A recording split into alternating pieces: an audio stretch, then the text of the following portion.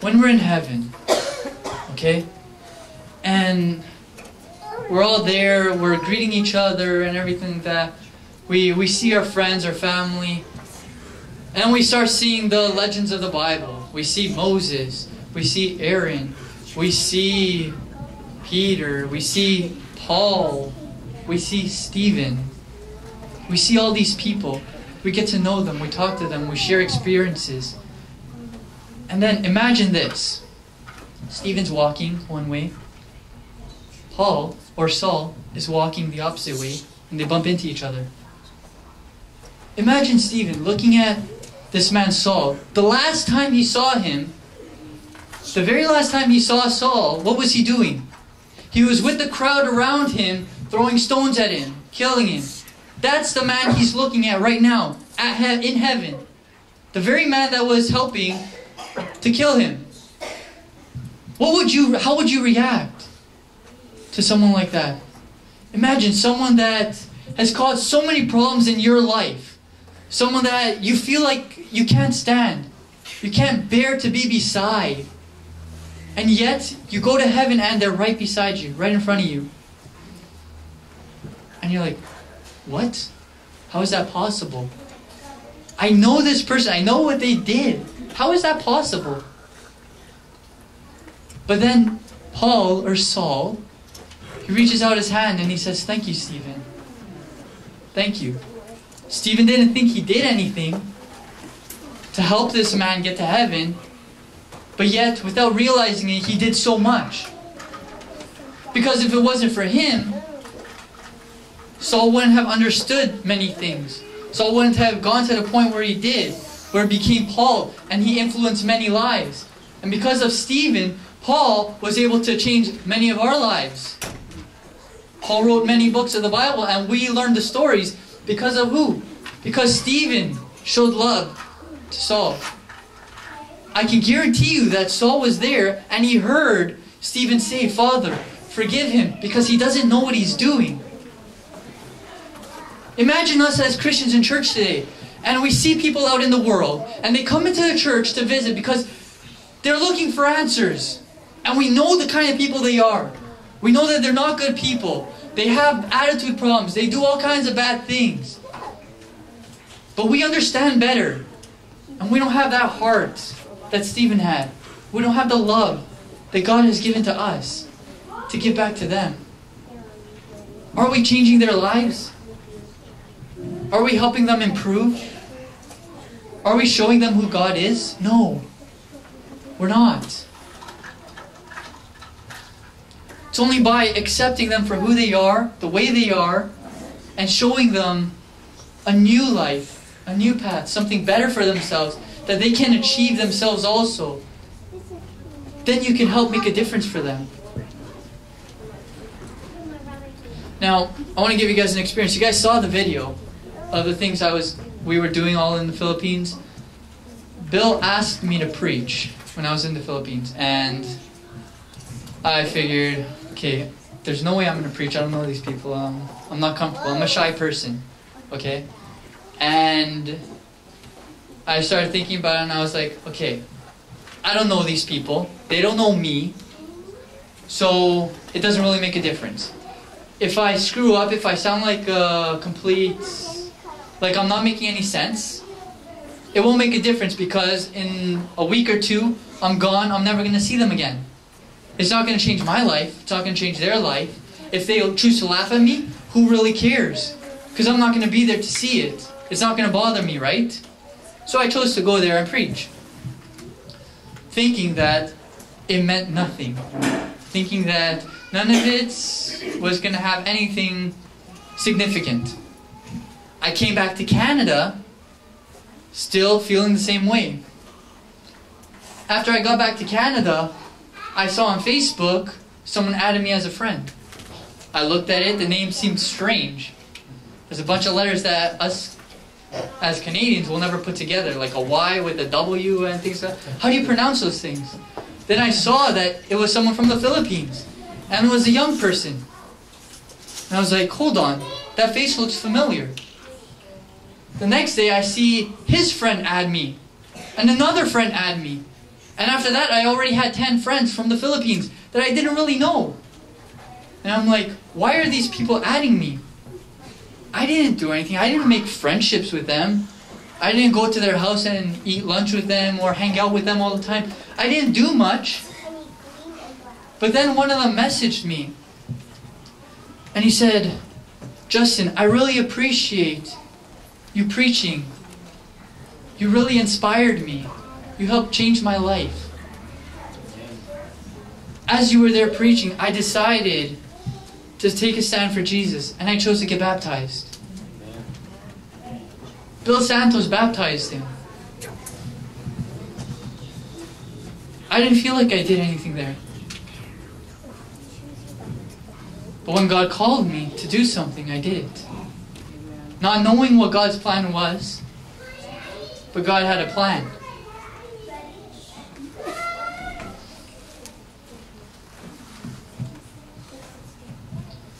Now, imagine, after Stephen was stoned, and Saul goes on this trip to Damascus, in his mind he has one plan. In his mind he has one plan. That plan is to kill the Christians. Why? Because he wants answers from God. And God hasn't spoke to him, so he's going to take extreme measures. He's going to go so far that God has to respond to him. And he's going towards Damascus, thinking that's his plan. That's what he's meant to do. Take that road of life towards Damascus. Just like the road I took to the Philippines, thinking I was just going to go there to shoot a little clips, to watch someone preach, to see a few things around me, see people get some medical help, dental help. I thought that's what the plan was. But see, God had another plan. God was on the same road as me. God had a different plan for me. Even though it was the same destination, it was a different plan that I wasn't seeing. Now, with Saul, he had a plan to go to Damascus for one reason. God was on that same road with him. God had a different plan. Many times in our lives, we travel this road of life. And we do things in life that most of the time don't please God. We go against God many times. And like Saul, we turn our backs on God. And we try and get God's attention sometimes through that. Sometimes it doesn't work, God stays silent. But why? Why does God stay silent? And we keep pushing further and further, hoping that God is finally going to answer. And He's still silent. It's for a specific reason. The other day I was watching a movie, and as I was watching the movie, there was two characters, alright? And there was this one character that was going through a journey. He wanted to get to a place. Because where he wasn't good enough for him. He wanted something different for his life. So he went on this journey, and he reached a point where he was lost. He didn't know where to go, what to do. And then the second character came. Out of nowhere, just appeared. And he looked at that character, and the second character said to him, "When the student is ready, the teacher will appear." And he looked at that character and he's like, "So what am I to do now?" And the second character just gave him a vague answer, and he had to try and figure out what that meant. But the whole point to this story is that the teacher appears when the student is ready. See, Saul was traveling that road. He was going away from God, pushing further and further away from God. But the whole time he was doing these things, the whole time he was doing everything, he wasn't ready to hear what God had for him. He wasn't ready to accept what God wanted for him. He wasn't ready for those things. And God knew that. And God was right beside him, just waiting for that moment where he would be ready. And when that moment finally came, God spoke to him. God spoke to him. Let's see what God says. It's found in Acts chapter 9. We started reading it already. But I want to read the rest of it because we didn't finish reading it. I missed one verse on purpose. Acts chapter 9, verse 3 to 6. Let's read it again. It says, "The high priest gave Saul the letter of authorization he requested, and immediately Saul headed for Damascus. After days of travel, he and his companions were nearing the city when suddenly a brilliant light from heaven flashed around Saul. He stumbled and fell blindly to the ground. Then he heard a voice saying, "Saul, Saul, why are you persecuting me?" Trembling, Saul said, "Who are you, Lord?" The voice answered, "I'm Jesus, the one you are persecuting. You've been fighting against the pricks of your own conscience ever since you've consented to Stephen's death, and you've been taking your anger out on my people." Saul said weakly, "Lord, what do you want me to do?" The Lord answered, "Get up and go into Damascus. There you will be told what to do."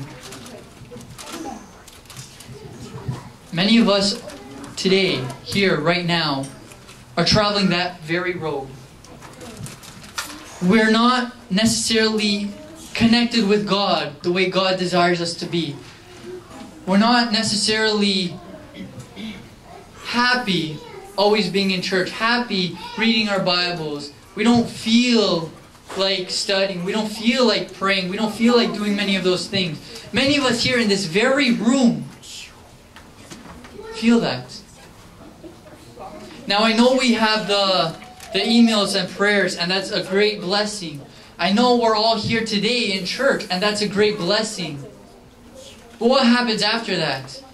What are each one of you going to do after we leave church today? What are you going to do tomorrow, the day after, throughout this whole week? Are you going to be remembering God? Are you going to be wanting that relationship with God that you want right now? Let me tell you something. It's great that you're all here today. And God is happy that you're all here in church today. Okay? And this is the road you're traveling. You decide to make a stop in church. Your life is going on and you made a pit stop at church because you need that energy. But then you leave church and what happens? See, God is traveling the same road with you. God knows what you're doing throughout the week. God knows what you're thinking of. God knows what you're feeling. God knows that you're struggling with many things. And He knows that as you're going through that road, you've made a pit stop at church today. And He knows you needed that strength, that energy, that boost to know what to do next. And God brought me here today to tell you that this is your Damascus. Because look at me, I'm not an educated person. I'm just like Stephen in the Bible. I'm not that pastor guy. I'm not that great intelligent person. I'm just a common person just like you. And I'm here to tell you that there's something different that can be happening in your life. There's something better for you. You see, it's great that you're here in church today. But it'd be even greater if you were out in the world sharing the love of God. And I'm not saying this for you guys not to be coming to church anymore. I'm not saying that. But what I'm saying is that God has a plan for you. God is traveling your road with you. Just like God traveled the road with Saul, but God had a different plan for Saul on that road. And Saul was about to learn it. And God is traveling your life with you. And He has another plan for each one of you. And it's not necessarily the plan that you're going along with right now. God wants something more from you. God wants something better for you. And God wants to use you. It doesn't matter where you've been, where you've gone, what you've done. It doesn't matter. Even so, He still wants you. He still wants to use you. Doesn't matter if you go clubbing. Doesn't matter if you drink. Doesn't matter if you smoke. Doesn't matter if you've ever committed adultery. Doesn't matter if... It doesn't matter where you've been, what you do. God still wants you. Because He knows what you're capable of. And He loves you. And He wants to use you. And He wants you to love Him back. And He wants you to be used by Him.